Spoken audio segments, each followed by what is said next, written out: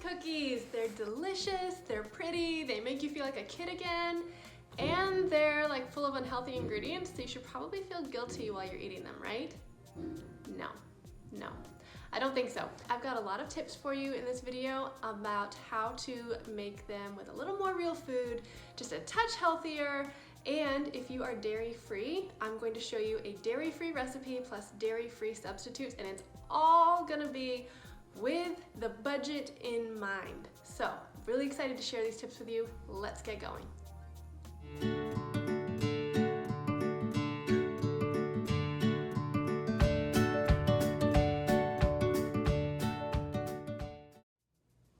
Hey friends, I'm Steph from Cheapskate Cook, and welcome to my kitchen. Today we are going to talk about Christmas cookies. My very favorite thing to make during the Christmas season, especially these rolled cut out sugar cookies. So much fun, so delicious. So the question is, what do you do with your favorite desserts when you are learning about real food and whole grains and natural sweetener and all of these different things, but you still want to enjoy some of your favorite recipes? Or what do you do when you are dairy-free and you've discovered that you're sensitive to dairy, and now butter, the best thing to ever happen to Christmas baking, is off limits? I'm going to show you a couple of tips, and we're going to show you how you can save money and eat healthy along the way, and I hope it's going to encourage you and empower you this season. First, there are some very simple substitutes that you can use for your Christmas baking, whether you are making a quick bread or cookies or candy or all the different treats. And I'm going to show you the little budget-friendly tips along the way. And I'm going to show you how we make our very favorite sugar cookies dairy-free. Not too much healthier because this is dessert, so if you want to be healthy, maybe grab an apple. Also, I am very guilty of over-healthifying dessert, and so I want to make it very clear that these are not healthy cookies, these are healthier cookies. Just different ways that you can tweak a recipe to help it fit your needs right now.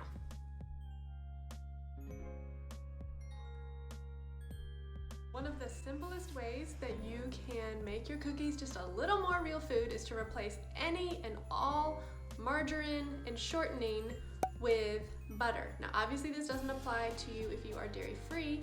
You can use the palm shortening that we talk about, but butter is easy, it's fairly inexpensive to find, and it's better. It makes everything taste better. You can also, if a recipe calls for some kind of oil, like vegetable oil or canola oil, you can just melt the butter, and that's a fairly inexpensive way to replace like vegetable oil or canola oil with something that's maybe a little more whole food. A step above conventional butter is to start using like grass-fed butter or some organic varieties, but those are going to cost you more and more, and so this is just a good first step.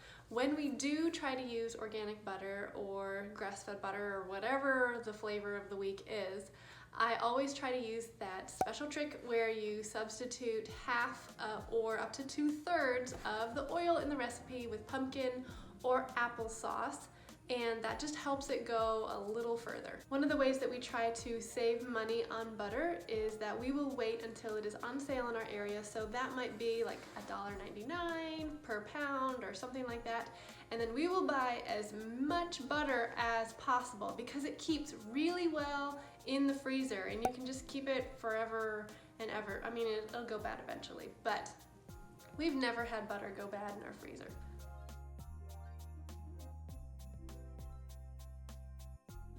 Instead of vegetable oil and canola oil, we have started using coconut oil, which you can melt, and avocado oil. Now these are both more expensive oils, but if you use them very intentionally and very carefully, they last a really long time, and we found a really great trick to help make them stretch even more. So basically, you take the amount of oil that is called for in a recipe, and then you can substitute up to half or even 2/3 of that amount with applesauce or pumpkin puree. Depending on the recipe, you might want to try one or the other.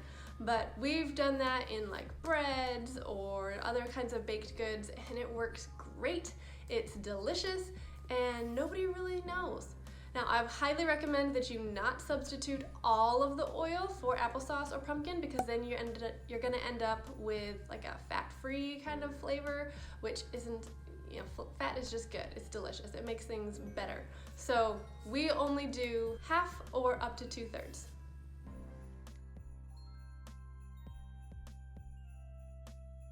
Let's talk about natural sweeteners. So there are a lot of opinions out there about natural sweeteners, and you can spend a lot of money trying all the different things that people recommend. We tend to stick to the ones that have been around for hundreds, thousands of years, and that people have been using all along. And we try to be very careful about where we use them and how we use them and how much we use of them so that they fit better in our budget. So you can substitute your white sugar with all kinds of granulated alternatives that are out there. This is organic cane sugar that we buy in bulk from Costco, and that is one of the best ways that we've found to get like a better sweetener, but something that's still like sugar, is gonna taste good in a cookie recipe. You can also try turbinado, you can try sucanut, and you can try rapadura. I know those are really weird words, but they are all kinds of sweeteners that we have used over the years, and they are delicious in their own way. They bring their own flavor and texture to the recipes that you use them on. I actually grew up using a lot of turbinado and sucanut in cookie recipes, and it's delicious. This is just what we have been able to find that fits in our budget right now. You can also look into evaporated cane juice and coconut palm sugar. So this guy is one of the more expensive ones that are out there, and it's also gonna be easier to find than like turbinado and sucanut and what was the other one that I said? Rapadura. So I actually can find this at Walmart, and it works great. It's delicious. I use it in like tea or coffee or whatever if I don't really want the honey flavor. The thing that I would recommend though is that you start out small when you are substituting like white sugar with this guy, because it is not as sweet as regular sugar, and the consistency is going to be a little different in your recipe. So just start out small and kind of find the texture that works for you in the finished product. We decided that for cookies in particular, we're just going to use the organic cane sugar because we're eating a cookie, for goodness sake. And if anyone is guilty of over-healthifying desserts, that would be me. Molasses is a great sweetener. It's one of those that you're probably only going to use it in like gingerbread, but I love it and I always keep it on hand. And here's a free tip: if you decide to bake your own bread, I have a couple of bread recipe videos on here, then I always use molasses because it is inexpensive, it brings a great color and texture and flavor to the bread, and it is the cheapest of all the sweeteners because it's really strong tasting and you really don't want to eat it on its own. Did you know that you can substitute white sugar with maple syrup and honey? It's really easy. All I do is use half the amount of sugar that is called for and just use maple syrup. So if a recipe calls for a cup of sugar, I will just use half a cup of maple syrup. There is a more specific way to substitute in that you can account for the extra liquid that the maple syrup is going to bring to the recipe, and you can increase the amount of dry ingredients and blah blah blah. All of that makes my head hurt, so I just half it. But if you need specific instructions, I actually included a blog post in the description that gives you exactly what you need to know to substitute white sugar out of your recipe and put these guys in there instead. Now, I only recommend doing that for like quick breads and muffins, but not necessarily for cookies. Some cookies can handle it, but it's definitely going to change the texture, and so I recommend holding off on that and just trying it little by little and just seeing if it works. But if it's not going to work, then you'll know.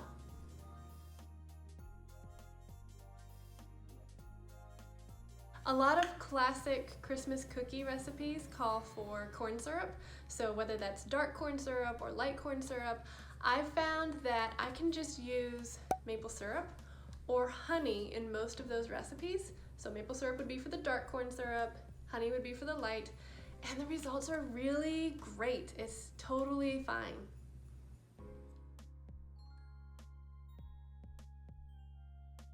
Brown sugar. Did you know that brown sugar is just molasses and plain white sugar? So you can take like a cup of white sugar and use just a little bit, like maybe a teaspoon of molasses in your recipe, and it works just fine. You can mix it up ahead of time if you want. I just throw them all into the bowl at the same time and let the mixer do the work for me. But it's delicious, and that way you can get like the organic sugar like we get, and you don't have to worry about trying to track down a really expensive brown sugar or just using regular brown sugar when you spent all this money on this organic sugar.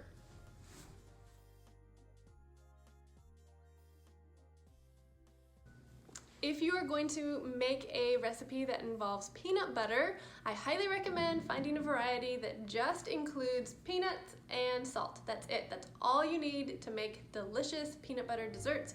You don't need any extra oil, you don't need any extra sugar, and if you need a budget-friendly way to do this, we have just found the best price is at Costco, and we buy it this way. But for a long time, I would just buy the cheap bags or boxes of peanuts from Aldi, and I would blend them in my food processor with a little bit of oil, coconut oil, avocado oil, sometimes even olive oil if that's all I had, and it worked just fine in recipes.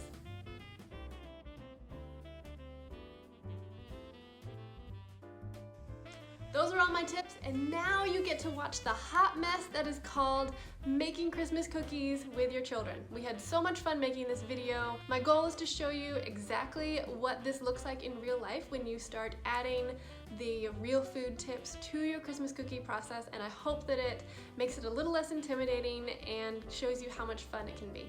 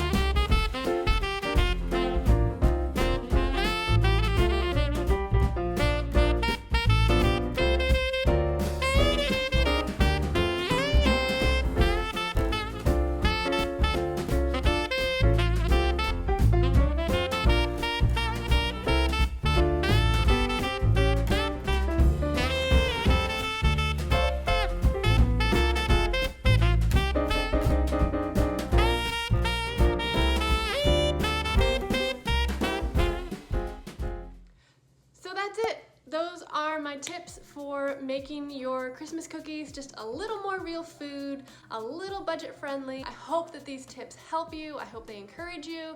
And I hope you have so much fun making your awesome Christmas cookies this year. Don't forget to like and subscribe below if you want more. And I can't wait to show you more ways to save money and eat healthy.